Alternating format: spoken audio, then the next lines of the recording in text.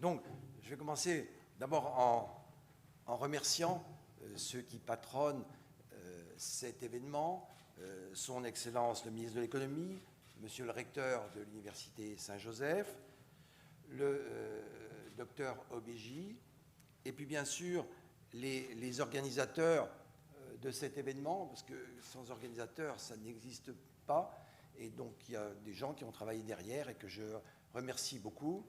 Je suis très heureux de pouvoir revenir ici au Liban. À une époque, je venais un peu plus souvent.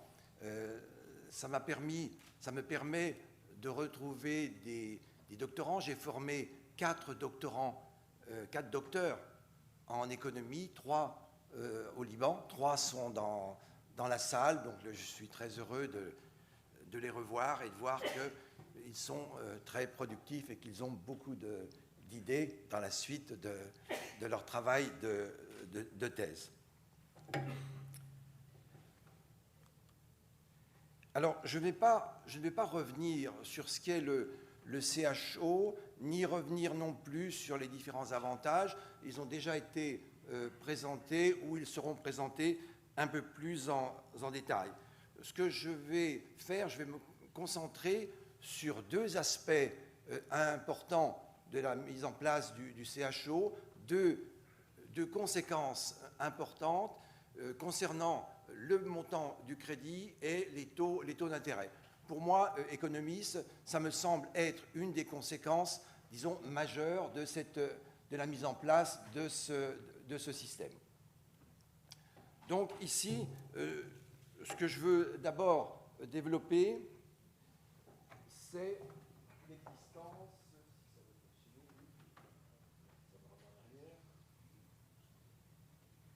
Je ne veux pas utiliser ce pointeur. Donc, c'est expliquer pourquoi le CHO va amener une baisse des taux d'intérêt et pourquoi le CHO va amener une augmentation de la quantité de crédit. Ça ne va pas de soi, ce n'est pas évident, surtout en partie pour l'explication concernant donc la baisse des taux d'intérêt. Alors, ici, je vais faire quelques rappels d'économie, de finance. Certains rappels sont bien connus des étudiants, d'autres sont un petit peu plus compliqués. Il y aura aussi d'autres passages un peu compliqués, je vous prie de m'en excuser, ça ressemblera un petit peu à un cours de finance, mais vous verrez, non, c'est bon. J'ai tenu à faire un travail, disons, scientifique, parce que le projet est d'importance et je tiens absolument à fournir une réponse qui soit donc fondée sur des éléments scientifiques et pas simplement un avis personnel. Donc, tout le monde sait, ou enfin en tout cas les étudiants en économie le savent, le taux d'intérêt nominal peut être séparé en taux d'intérêt réel et en une composante inflationniste. Et le taux d'intérêt réel lui-même peut se décomposer en 2 parties. Et ça, c'est extrêmement important. Une partie qui est un taux sans risque, qui est un taux qui existerait s'il n'y avait pas de risque, si on était dans un univers de certitude, et puis une prime de risque. La prime de risque, c'est lié à la présence de l'incertitude. On est dans un monde d'incertitude, donc il y a une prime de risque. La prime de risque, c'est un terme qui est plutôt utilisé sur les marchés financiers. Dans le monde bancaire, on parle plutôt de pénalité. Donc cette prime de risque ou cette pénalité se rajoute au taux réel. Donc en fait, le taux nominal, c'est le taux réel plus la prime de risque plus l'inflation. Eh bien, la mise en place du CHO aura au moins 2 effets à ce niveau-là. Un premier effet qu'on appelle donc l'effet liquidité, à savoir que l'abondance du crédit qui en résultera et surtout également la création monétaire qui en résultera, eh bien, fera baisser donc le taux sans risque. Et puis, la réduction du risque apportée par le CHO, eh bien, réduira la prime de risque. Et donc, ces deux effets vont se combiner, et donc la mise en place du CHO fera baisser R indice F et M, et donc conduira bien à une baisse du taux d'intérêt. J'ouvre une parenthèse que je refermerai très rapidement parce que ça deviendrait trop compliqué sinon. Cette formule qui n'a l'air de rien, en fait, explique aujourd'hui la présence de taux d'intérêt négatifs dans un certain nombre d'économies. Beaucoup de personnes se disent, oh, c'est très curieux, on a des taux d'intérêt négatifs dans un certain nombre de pays. L'Allemagne, par exemple, et la France aussi, maintenant, en fait, ne paient pas lorsque les gens donc, empruntent. Ce sont les emprunteurs, en fait les prêteurs, pardon, qui donc paient un certain montant. C'est-à-dire ils remboursent moins que ce qui a été fourni. Alors donc on est très étonné par l'existence de ces taux négatifs. On pense que ça ne peut pas descendre en dessous de zéro. Bien sûr que si. Un taux d'intérêt dans un monde de certitude ne va pas en dessous de zéro, mais un taux d'intérêt dans un monde d'incertitude, lorsqu'il y a donc du risque, eh bien, peut tout à fait être négatif.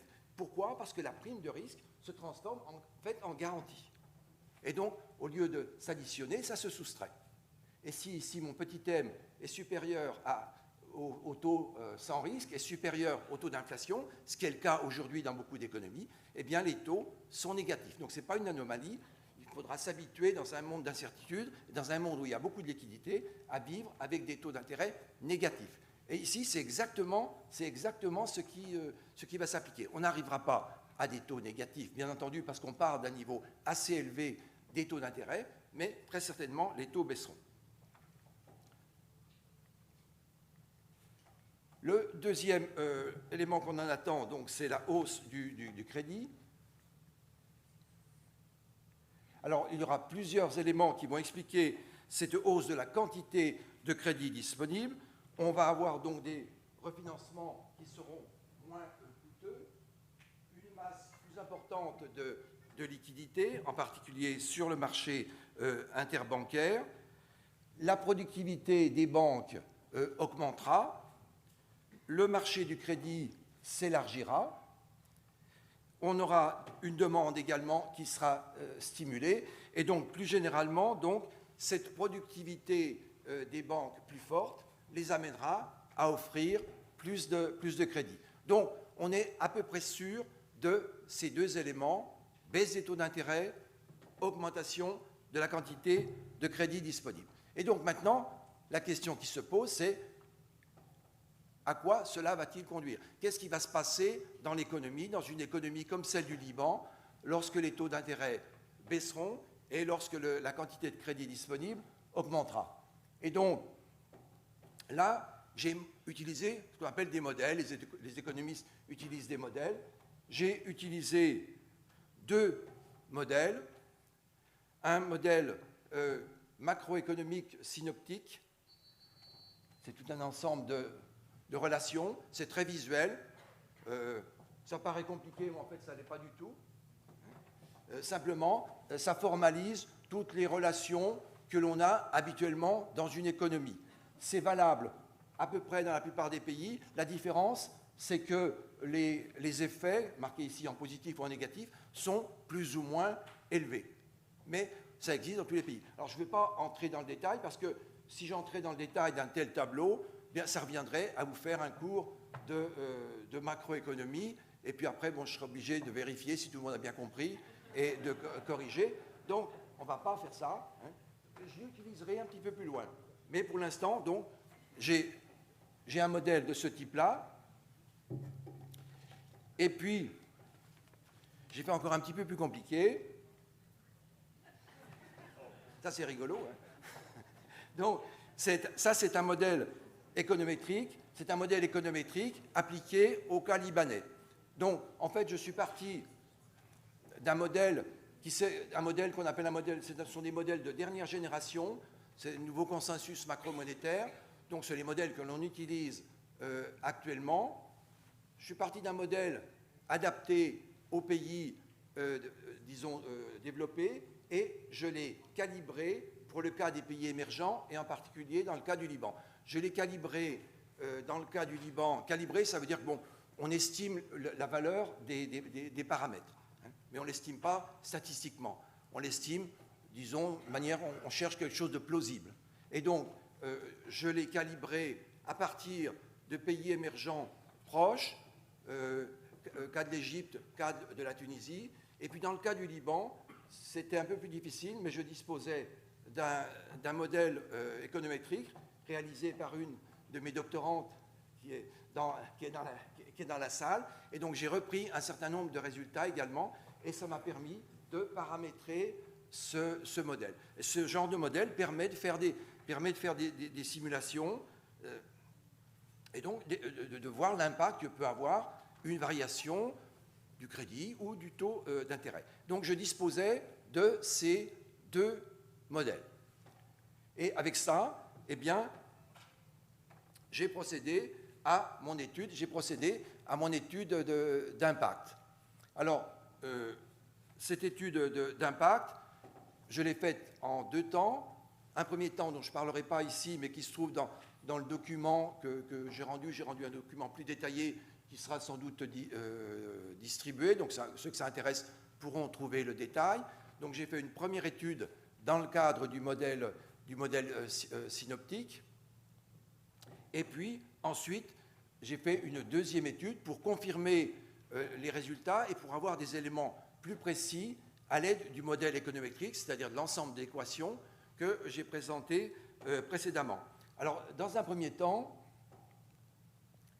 j'ai étudié donc l'effet prix, c'est-à-dire la baisse du taux d'intérêt. Alors, en fait, la baisse du taux d'intérêt dans toute sa gamme, à la fois sur le marché interbancaire, mais aussi sur toute la gamme de la structure par terme des taux d'intérêt. Donc, baisse d'un taux d'intérêt représentatif. Et j'ai testé ce que donnerait une baisse de 100 points de base. 100 points de base, c'est un point de taux d'intérêt. C'est-à-dire, qu'est-ce que ça donne si on passe de 5% à 4% ou de 7% à 6%.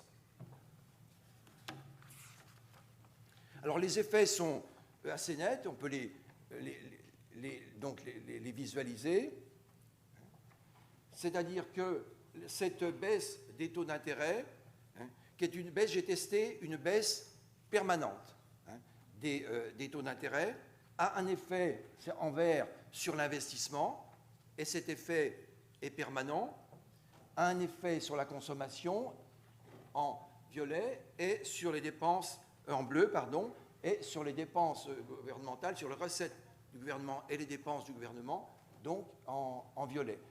Ce qu'il faut souligner, c'est que cet effet est permanent.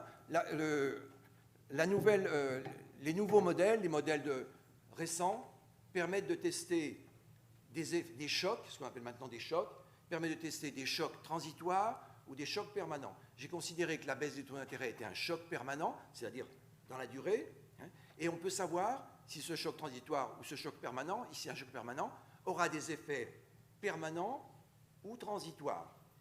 Dans le document, par exemple, j'ai présenté le cas de la France. Dans un cas comme la France, les effets ne sont pas permanents.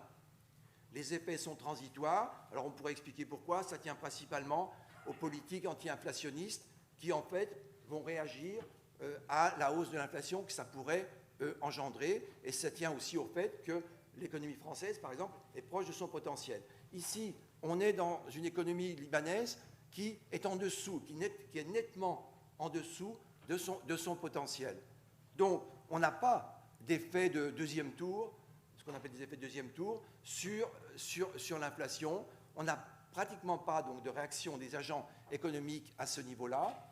Et on peut ainsi donc rejoindre le potentiel. Ici, donc, c'est la trajectoire de retour au potentiel. On est en dessous au début, très en dessous, puis ensuite de moins en moins en dessous du potentiel. On se rapproche du potentiel de l'économie.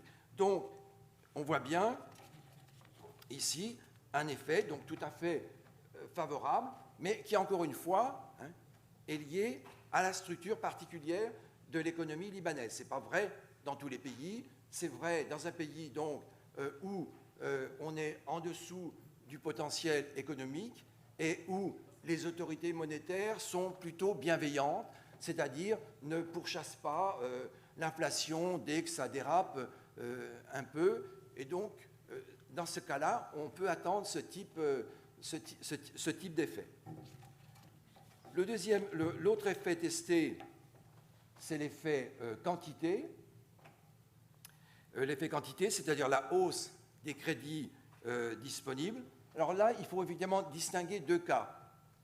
Soit l'économie dispose déjà de crédits en abondance, soit l'économie manque de crédits. Si l'économie dispose de beaucoup de crédits, ça ne sert à rien d'en rajouter. Donc ce ne sera pas d'effet. Dans une économie où le crédit est abondant, ça ne sert à rien. Donc le CHO dans une économie où le crédit est abondant ferait bien baisser les taux d'intérêt, mais augmenterait la quantité de crédit offert, mais ce crédit offert ne serait pas demandé. Donc ça n'augmenterait pas la quantité de crédit dans l'économie. En revanche, je reviens en arrière, si on est dans une économie donc, où le crédit est dans une situation de rationnement, où on manque de crédit dans l'économie, où les banques ne distribuent pas suffisamment de crédit, à ce moment-là, un crédit offert plus important aura un impact. Et cet impact, on peut le repérer effectivement à l'aide du modèle CIP. C'est assez simple. Ici, donc, on part du crédit. Le crédit offrant, eh bien, on voit que ça augmentera l'investissement. La flèche va dans les deux sens, d'ailleurs. Ça augmentera l'investissement. Le multiplicateur d'investissement, c'est-à-dire l'effet d'entraînement jouera et on aura une croissance plus élevée. Le crédit favorisera également la consommation, qui également relancera la production et donc amènera une croissance économique plus forte. Cette croissance économique plus forte, d'ailleurs, entraînera un développement de la quantité de monnaie dans l'économie, le crédit aussi, puisque c'est une contrepartie de la masse monétaire, et donc on trouvera un effet sur le taux d'intérêt. On retrouve notre effet liquidité. La hausse de l'activité économique peut conduire, dans un certain nombre de pays, c'est pas le cas du Liban, mais pourrait conduire dans un certain nombre de pays à des hausses de salaire. Ça conduit à des hausses de salaire quand le chômage est faible. Le chômage, malheureusement, est relativement important au Liban. Donc on peut penser que les hausses de salaire seront peu importantes et que donc on n'aura pas d'effet sur le taux d'inflation qui va au-dessus. Que même si d'ailleurs on avait un effet, cet effet entraînerait sans doute assez peu de hausse des taux d'intérêt. Donc cette hausse du crédit ne poserait pas de problème dans une situation comme celle du Liban. Et donc, eh bien, ça m'amène à ma conclusion, à savoir que la mise en place donc, du CHO aura des effets positifs sur l'économie libanaise.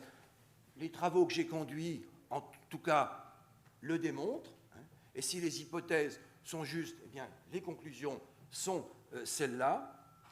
D'un point de vue macroéconomique, on peut en attendre donc une croissance durable de l'activité économique. Et si l'on considère que l'économie est en dessous de son potentiel, eh bien, cela permettra de rejoindre ce potentiel sans vraiment de risque inflationniste. Merci pour votre écoute.